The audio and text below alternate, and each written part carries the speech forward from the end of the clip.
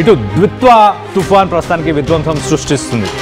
ఇటు ఇండోనేషియా, అలాగే శ్రీలంక, అలాగే థాయిలాండ్ ఈ దేశాలలో ఇప్పటికే చాలా నష్టపోయారు అక్కడ ప్రజలు. తుఫాను ప్రభావంతో భారీగా ఇటు వరదలు, ఒక్కసారిగా కొండ చర్యలు కూడా విరిగిపడ్డాయి. దాదాపు 1200 మంది, ప్రస్తుతానికి మృతుల సంఖ్య 1200 మందికి చేరింది. 800 పైగా గల్లంతయ్యారు. ఇటు ఇండోనేషియాలో 659.